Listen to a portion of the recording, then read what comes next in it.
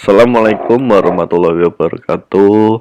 Baik, kali ini kita mau membahas putusan pengadilan negeri di Indonesia terkait dengan KPPU atau persaingan usaha, di mana ini membahas keberatan salah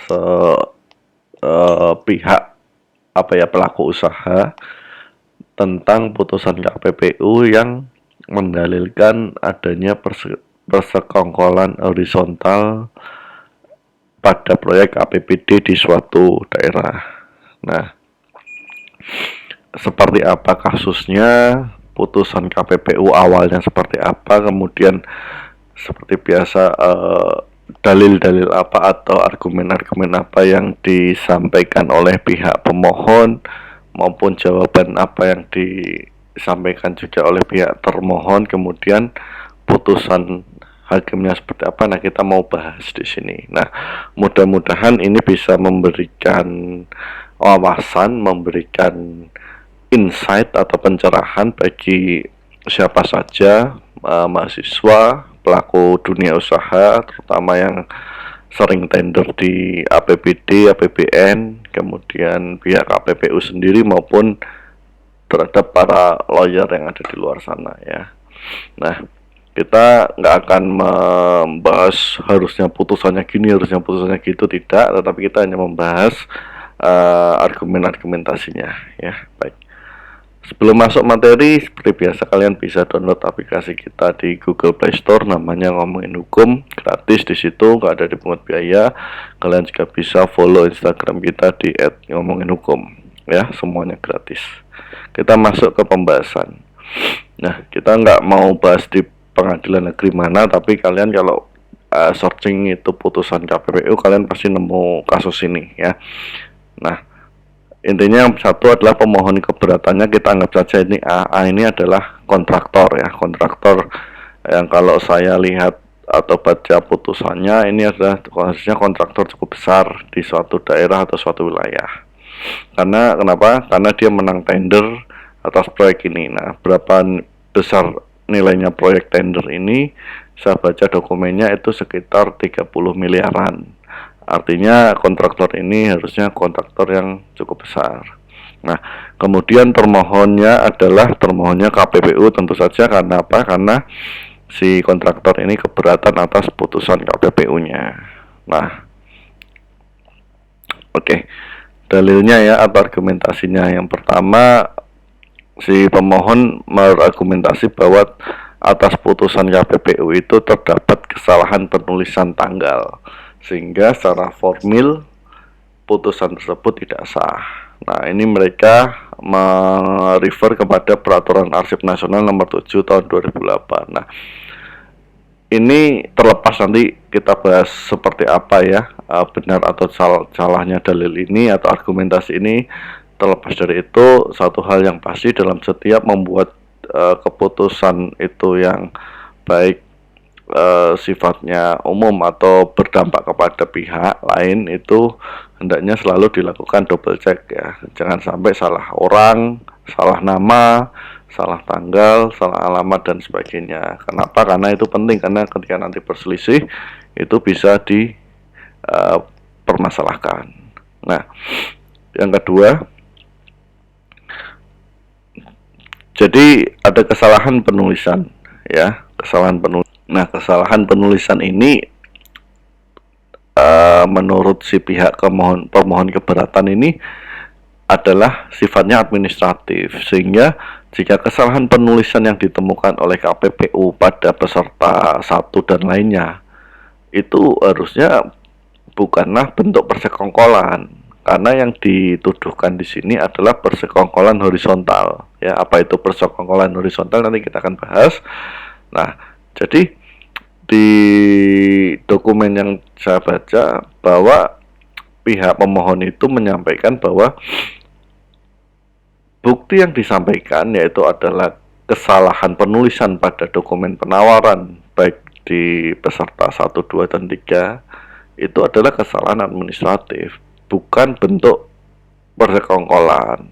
Nah, itu yang mau coba dibikin opini atau dibikin argumentasinya. Terus yang ketiga adalah bahwa denda yang dibebankan pada putusan KPPU adalah tidak berdasar tidak sesuai aturan. Nah, kenapa dia bilang seperti itu? Nah, ini dendanya itu kalau saya tidak salah ada sekitar 2 miliar lebih ya. Jadi didenda 2 miliar lebih. Nah, dasarnya kalau saya nggak salah adalah 15% dari HPS, kemudian ada juga PPN-nya dan PPh 15%. Nah, artinya totalnya 2,9 itu dari 15% keuntungan bersih ditambah atau kita bisa bilang keuntungan totalnya itu yang dipermasalahkan di sini adalah keuntungan perusahaan. Yang pertama, nggak ada namanya keuntungan perusahaan itu 15% ya dari HPS. Yang ada paling 10 sampai 7%, 7 sampai 10%. Nah, yang kedua, kenapa PPh-nya 15%? Di mana-mana PPh badan itu aturannya 3% dan tidak pernah ditemukan angka 15%. Sehingga menjadi total dendanya itu 2,9 miliar lebih itu menjadi memberatkan dan tidak ada aturannya. Nah, tapi nanti akan dijawab itu oleh KPPU. Nah, jadi intinya 3 itu ya. Jadi yang pertama adalah terkait legal formingnya, yaitu tentang salah tulis, salah tanggal. Yang kedua tentang isi gugatannya itu tentang pokok perkaranya, yaitu tentang persekongkolan horizontal ya, pasal 22 Undang-Undang Nomor 5 Tahun 99, di mana mereka menyampaikan bahwa kesalahan yang ditemukan itu adalah sifatnya administratif meskipun kesalahannya seragam pada peserta satu dan lainnya. Dan yang ketiga, pengenaan denda ini terlalu berat. Jadi untuk kesalahan administratif masa dikenakan denda 2,9 miliar. Nah, padahal profitnya dari proyek itu pun tidak sampai 15% sebagaimana disampaikan KPPU. Kemudian PPh-nya pun paling 3%, bukan 15%. Nah, itu. Nah, kemudian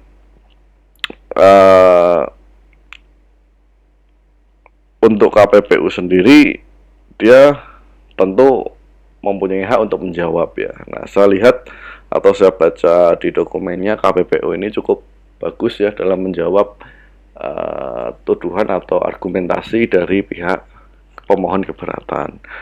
Dia jawab rinci mulai dari permasalahannya, dia jabarkan, kemudian prosesnya ketika ada laporan itu dugaan mencurigakan, kemudian sampai terbitnya laporan, putusan, kemudian step-stepnya dia jabarkan dengan baik. Nah, cuman saya nggak akan ulas itu terlalu banyak, saya akan masuk ke poin-poinnya saja. Nah, pertama dia menanggapi tentu saja terkait dengan kesalahan penulisan tanggal putusan. Nah, di situ dia menjelaskan tentang prosedural pemeriksaan di internal KPPU ketika ada dugaan atau laporan atau kecurigaan terhadap suatu persaingan tidak sehat di negara ini atau di Indonesia. Nah, dia sampaikan bahwa jadi laporan putusan atau laporan penyelidikan awal, investigasi awal itu memang dibuat oleh KPPU atau dimulai tahun 2018 sehingga nomornya itu nomornya depannya saya nggak hafal, saya hafal tahunnya adalah tahun 2018 sampai dengan putusannya itu tahun 2019.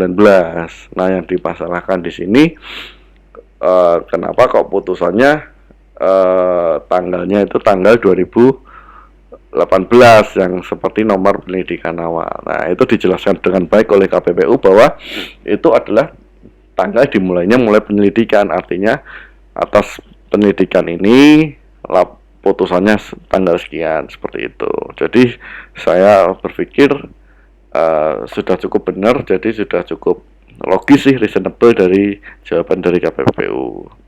Nah, kemudian yang kedua terkait kesalahan administratif. Nah, ini yang memang tidak diuraikan dengan lengkap di jawaban atau di argumentasi pemohonnya.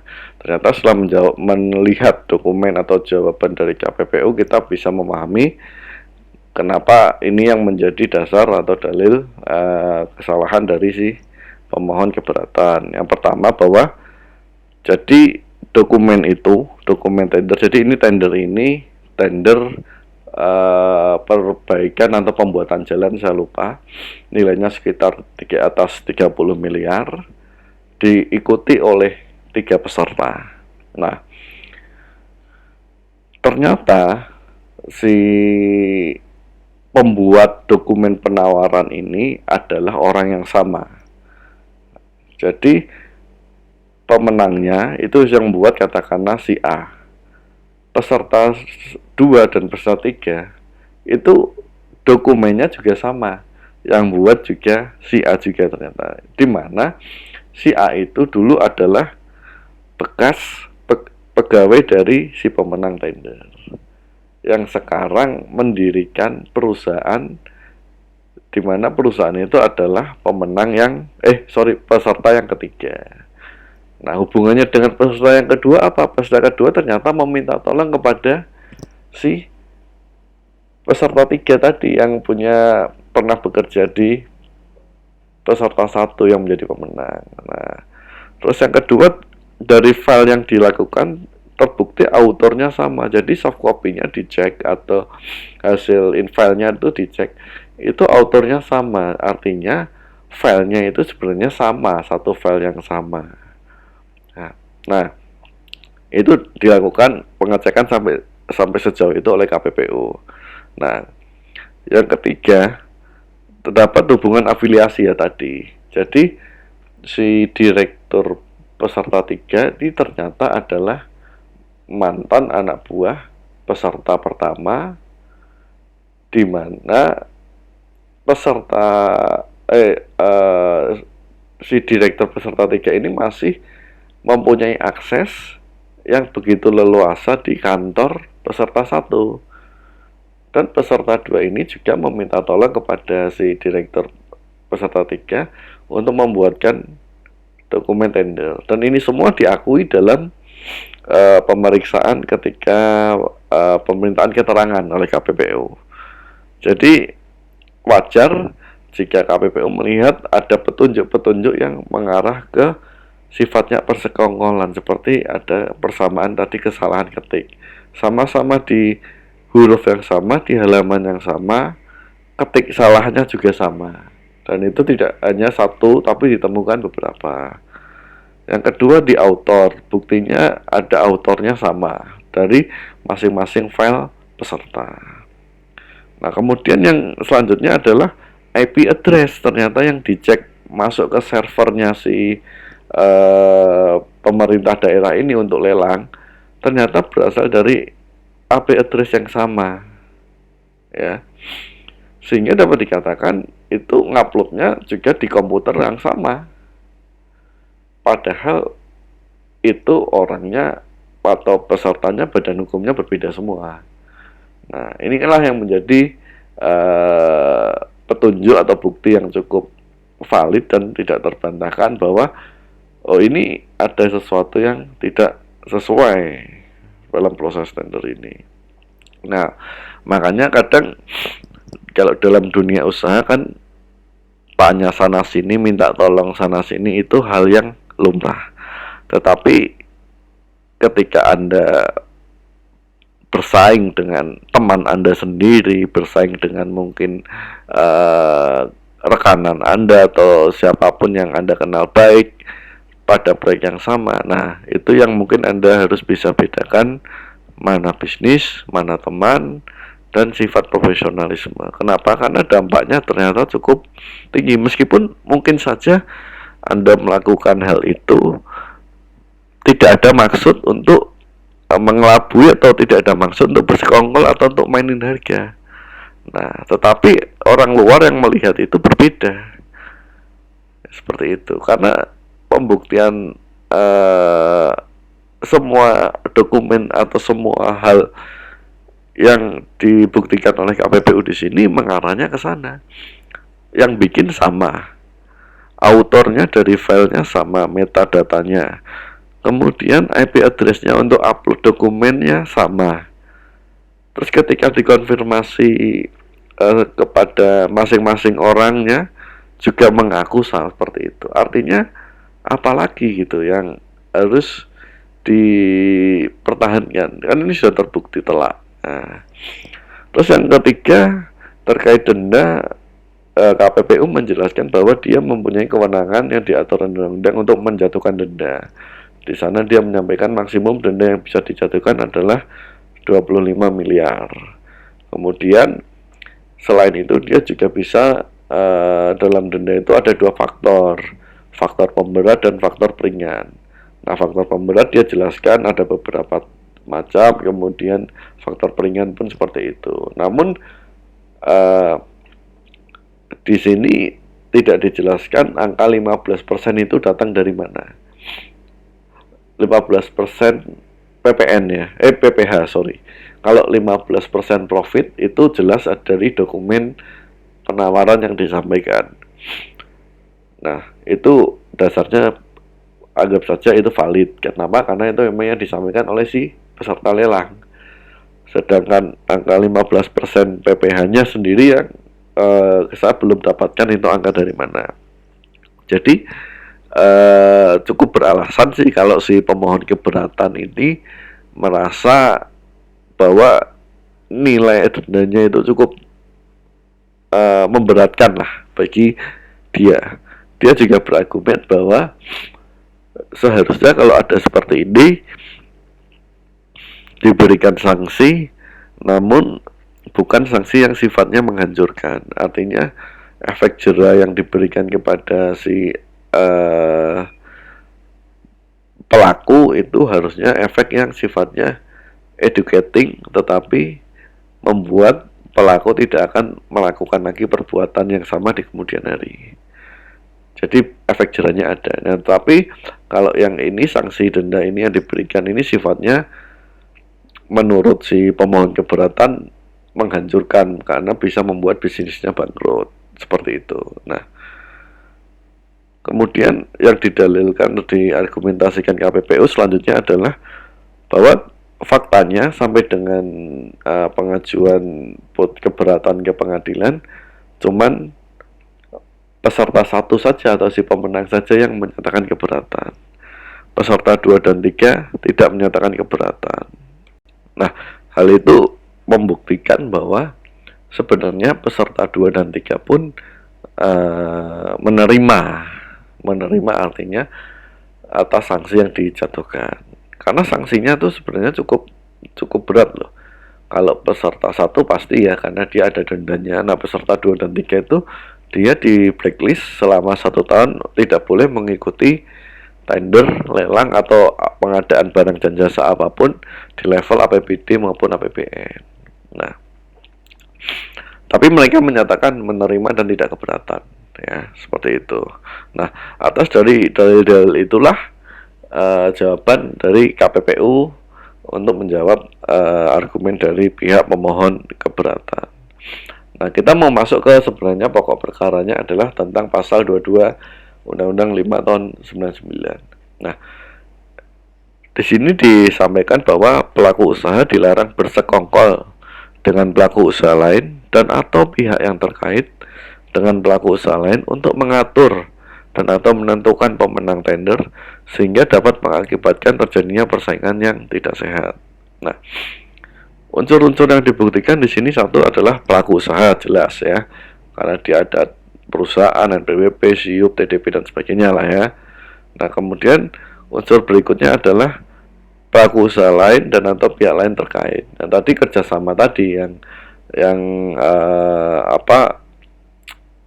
muncul ya. Jadi tidak bisa berdiri sendiri, harus ada pihak lainnya. Nah, kemudian bersekongkolnya tadi dibuktikan dengan tadi yang membuat dokumen penawaran ini hanya orang yang sama. Jadi ternyata orang yang sama ini yaitu filenya nguploadnya di IP address yang sama meskipun beda perusahaan. Kemudian